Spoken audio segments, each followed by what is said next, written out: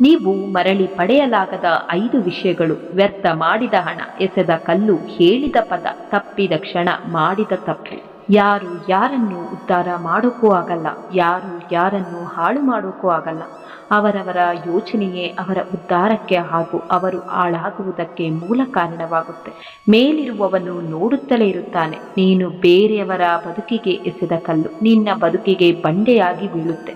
ನೀವು ಯಾರಿಗೆ ಮೋಸ ಮಾಡಿ ತುಳಿದಿದ್ದೀರೋ ಅವರಿಗೂ ನಿಮ್ಮನ್ನು ತುಳಿಯುವ ಶಕ್ತಿ ಇರುತ್ತೆ. ಒಬ್ಬರ ಕಣ್ಣೀರು ಕೇವಲ ಕಣ್ಣೀರಲ್ಲ, ಶಾಪವದು. ಪ್ರಾಣ ಉಳಿಸುವ ನೀರಿಗೆ ಪ್ರಾಣ ತೆಗೆಯುವ ಶಕ್ತಿ ಕೂಡ ಇರುತ್ತೆ. ಆದ್ದರಿಂದ ಯಾರನ್ನು ಕೂಡ ಕಡೆಗಣಿಸಬಾರದು. ಸತ್ಯವಿದ್ರೂ ನಂಬಲಾರದ್ದನ್ನು ಹೇಳಬಾರದು. ಎಲ್ಲ ಯುದ್ಧಗಳಲ್ಲಿಯೂ ಸದಾ ಗೆಲ್ಲುವ ಸೈನಿಕರೆಂದರೆ ಸಮಯ ಮತ್ತು ಸಹನೆ. ನಾಳೆಯ ಒಳಿತಿಗಾಗಿ ಇಂದಿನ ಕೆಲ ಸಮಯವನ್ನು ಮೀಸಲಿಡುವುದು ತಪ್ಪಲ್ಲ. ಆದರೆ ಬರೀ ನಾಳೆಯ ಚಿಂತೆಯಲ್ಲಿ ಇಂದಿನ ಸಂತೋಷವನ್ನು ಕಳೆದುಕೊಳ್ಳುವುದು ತಪ್ಪು. ಅದೆಷ್ಟೇ ಕಷ್ಟಗಳು ಬಂದರೂ ಸರಿಯೇ, ಧೈರ್ಯ ಕಳೆದುಕೊಳ್ಳಬಾರದು. ಉದುರಿದ ಎಲೆಗಳು ಎಂದೂ ಬೇರನ್ನು ಅಲುಗಾಡಿಸಲಾರವು. ಜನಸಂದಣಿಯಲ್ಲಿ ನಿಲ್ಲುವುದು ಸುಲಭ, ಆದರೆ ಒಂಟಿಯಾಗಿ ನಿಲ್ಲಲು ಧೈರ್ಯ ಬೇಕು. ನೋಯಿಸದಂತೆ ಮಾತನಾಡಬೇಕು, ಚಿಂತೆ ಮಾಡದೆ ವಿಚಾರ ಮಾಡಬೇಕು, ಫಲ ಬಯಸದೆ ಉಪಕಾರ ಮಾಡಬೇಕು. ಬಿಲ್ಲಿನಿಂದ ಬಿಟ್ಟ ಬಾಣ, ಬಾಯಿಂದ ಬಂದ ಮಾತು, ಕಳೆದು ಹೋದ ಸಮಯ, ಕಳೆದುಕೊಂಡ ನಂಬಿಕೆ ಎಂದಿಗೂ ಮರಳಿ ಬರುವುದಿಲ್ಲ. ಈಗ ನಿನಗೆ ಏನು ಸಿಗುತ್ತಿದೆಯೋ ಅದು ನಿನಗೆ ಅತ್ಯುತ್ತಮವಾದದ್ದು. ಇದು ನಿನಗೆ ತಿಳಿದಿಲ್ಲ, ಆದರೆ ಕೊಡುವವನು ಸರಿಯಾಗಿಯೇ ತಿಳಿದಿದ್ದಾನೆ. ಬದುಕುವುದಕ್ಕಾಗಿ ದುಡಿಯುವುದು ಅನಿವಾರ್ಯ. ಹಾಗಂತ ಫಲದ ಮೇಲೆ ಕಣ್ಣಿಟ್ಟು ಕೆಲಸ ಮಾಡಿದ್ರೆ ನಿರಾಸೆ ಹೆಚ್ಚು. ಕೆಲಸವನ್ನು ಶ್ರದ್ಧೆಯಿಂದ ಪ್ರೀತಿ ಮಾಡಿದ್ರೆ ಫಲ ಇಂದಲ್ಲ ನಾಳೆ ದೊರಕಿಯೇ ದೊರಕುತ್ತೆ. ಕೋಪ ಎಲ್ಲರಿಗೂ ತಕ್ಷಣಕ್ಕೆ ಬರುತ್ತೆ, ಆದರೆ ತಾಳ್ಮೆ ಎನ್ನುವುದು ಬದುಕನ್ನು ಚೆನ್ನಾಗಿ ಅರಿತವನ ಬಳಿ ಮಾತ್ರವೇ ಇರುತ್ತೆ. ನೀನು ಯಾರಿಗೆ ತುಂಬ ಬೆಲೆ ಕೊಡುತ್ತೀಯೋ ಅವರ ದೃಷ್ಟಿಯಲ್ಲಿ ನೀನು ತುಂಬ ಕೆಳಮಟ್ಟದವನಾಗಿರುತ್ತೀಯ. ಸಹಿಸಿಕೊಳ್ಳುವವನಿಗೆ ತಾಳ್ಮೆ ಇದ್ದು ಬಿಟ್ರೆ ದುಃಖ ನೀಡುವವನು ಇದ್ದು ಸತ್ತಂತೆ. ಜೀವನ ಗೋಣಿಚೀಲ ಇದ್ದಂತೆ. ಚೆನ್ನಾಗಿದ್ದಾಗ ಎಲ್ಲವನ್ನೂ ತುಂಬಿ ಹಟ್ಟಕ್ಕೇರಿಸುವರು, ಅಲ್ಲಲ್ಲಿ ಹರಿದಾಗ ಕಾಲಡಿಗೆ ಹಾಕುವರು. ಮುಳುಗಿದ್ದ ಸೂರ್ಯ ಮತ್ತೆ ಹುಟ್ಟುವುದು ಎಷ್ಟು ಸತ್ಯವೋ, ಮೋಸಕ್ಕೆ ಸೋತವರು ಮತ್ತೆ ಗೆಲ್ಲುವುದು ಅಷ್ಟೇ ಸತ್ಯ. ನೀವು ಸ್ವಾರ್ಥದಿಂದ ಸಂಬಂಧಗಳನ್ನು ಕಟ್ಟಲು ಎಷ್ಟೇ ಪ್ರಯತ್ನಿಸಿದ್ರೂ ಅವು ಎಂದಿಗೂ ಕೆಲಸ ಮಾಡುವುದಿಲ್ಲ. ಮತ್ತು ಪ್ರೀತಿಯಿಂದ ಕಟ್ಟಲಾದ ಸಂಬಂಧಗಳನ್ನು ಮುರಿಯಲು ನೀವು ಎಷ್ಟು ಪ್ರಯತ್ನಿಸಿದ್ರೂ ಅವು ಎಂದಿಗೂ ಮುರಿಯೋದಿಲ್ಲ. ನೀನು ಕೊಡುವಷ್ಟು ಬೆಳೆಯದಿದ್ರೂ ಪರವಾಗಿಲ್ಲ, ಆದರೆ ಇರುವುದರಲ್ಲಿ ಹಂಚಿ ತಿನ್ನುವಷ್ಟು ಮನಸ್ಸು ನಿನ್ನಲ್ಲಿದ್ದರೆ ನಿನಗೆ ಸಾಕೆನ್ನುವಷ್ಟು ಪರಮಾತ್ಮನು ನೀಡುತ್ತಾನೆ. ಎಲ್ಲಿ ಯಾರ ಹೆಸರಿನ ಅನ್ನವಿರುವುದೋ ಸಮಯ ಅವರನ್ನು ಅಲ್ಲಿಗೆ ಕರೆದುಕೊಂಡು ಹೋಗುತ್ತೆ. ಯಾರು ಕೂಡ ಯಾರೋ ಕೊಟ್ಟಿದ್ದನ್ನು ತಿನ್ನೋದಿಲ್ಲ, ತನ್ನ ಅದೃಷ್ಟದಲ್ಲಿ ಇರುವುದನ್ನೇ ತಿನ್ನುತ್ತಾರೆ. ನಮ್ಮ ಸಮಸ್ಯೆಗಳನ್ನು ಬೇರೆಯವರಿಗೆ ಹೇಳಿಕೊಳ್ಳದಿರುವುದೇ ಲೇಸು. ಯಾಕೆಂದರೆ ನಮಗೆ ಧೈರ್ಯ ತುಂಬುವವರಿಗಿಂತ ಅದನ್ನು ಕೇಳಿ ಒಳಗೊಳಗೆ ಆನಂದಿಸುವವರೇ ಹೆಚ್ಚು. ಕೋಪದಿಂದ ಅವಿವೇಕ ಪ್ರಾಪ್ತವಾಗುತ್ತೆ, ಅವಿವೇಕದಿಂದ ಮತಿಭ್ರಮಣೆ ಉಂಟಾಗುತ್ತೆ, ಅತಿ ಮತಿಭ್ರಮೆಯಿಂದ ಬುದ್ಧಿನಾಶ, ಬುದ್ಧಿನಾಶವಾದಾಗ ಸರ್ವನಾಶವಾಗುತ್ತೆ. ನಿನ್ನ ಕೋಪವೇ ನಿನಗೆ ಶತ್ರು.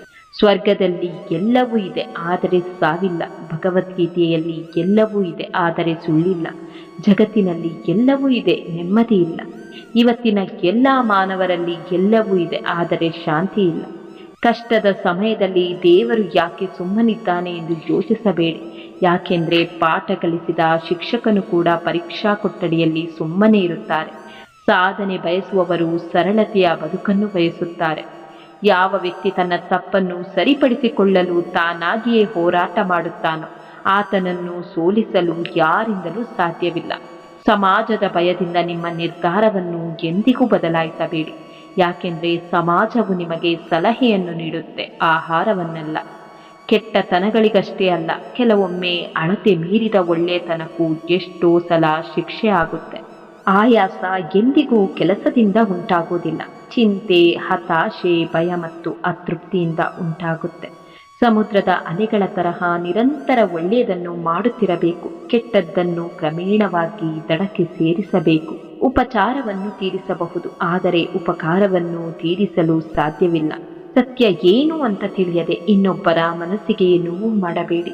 ಯಾಕೆಂದರೆ ನಿಮಗೆ ಸತ್ಯ ತಿಳಿಯುವಷ್ಟರಲ್ಲಿ ಅವರು ನಿಮ್ಮ ಮೇಲೆ ಇಟ್ಟಿರುವ ಪ್ರೀತಿ, ನಂಬಿಕೆ ಕಳೆದುಕೊಂಡಿರುತ್ತಾರೆ.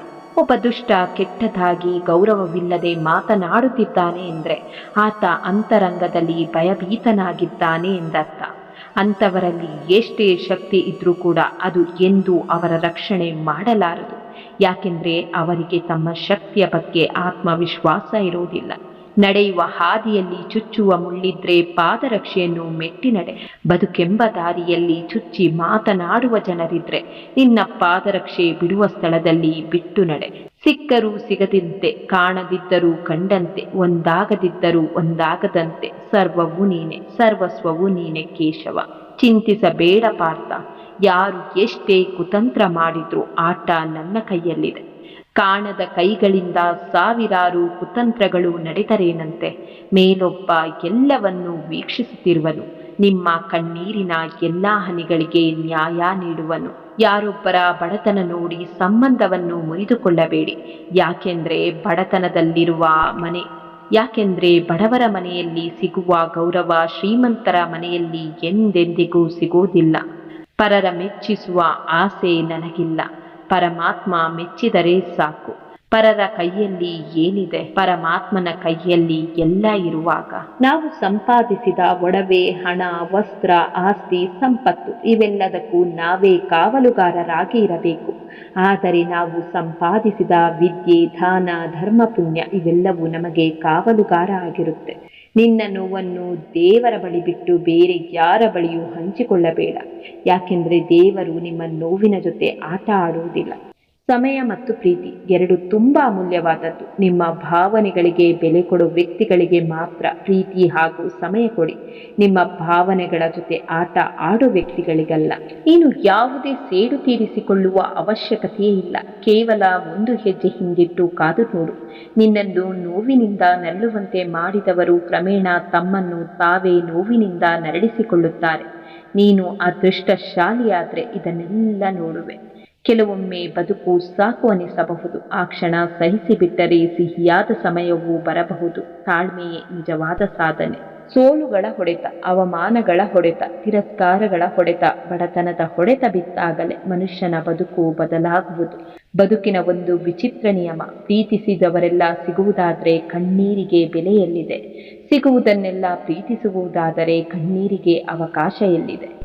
ಜೀವನ ಒಂದು ಅಮೂಲ್ಯವಾದ ದಾನ. ಅದು ಎಂದೂ ನಿಲ್ಲದ ನದಿಯ ಹಾಗೆ ನಿರಂತರವಾಗಿ ಹರಿಯುತ್ತದೆ. ಜೀವನದಲ್ಲಿ ಸಂತೋಷವೂ ದುಃಖವೂ ಬರುತ್ತೆ, ಆದರೆ ಅವುಗಳೆಲ್ಲ ನಮ್ಮನ್ನು ಬಲಿಷ್ಠರನ್ನಾಗಿ ಮಾಡಲು ಬರುತ್ತೆ. ಜೀವನವನ್ನು ಯಶಸ್ವಿಯಾಗಿ ಬಾಳಲು ನಾವು ಧೈರ್ಯದಿಂದ ಎದುರಿಸಬೇಕು. ಪ್ರತಿ ಕ್ಷಣವನ್ನು ಕೃತಜ್ಞತೆಯಿಂದ ಸ್ವೀಕರಿಸಬೇಕು. ದೇವರು ಕೊಟ್ಟು ನೋಡುತ್ತಾನೆ, ಅದೇ ರೀತಿ ಕಿತ್ತುಕೊಂಡು ನೋಡುತ್ತಾನೆ. ಅರಿತು ಬಾಳಲೆಂದು ಬೀಳಿಸಿಯೂ ನೋಡುತ್ತಾನೆ. ನಮಗೆ ತಿಳಿಯದ ಹಾಗೆ ಮತ್ತೆ ಅವನೇ ಕೈ ಹಿಡಿದು ಎತ್ತಿಯೂ ನೋಡುತ್ತಾನೆ.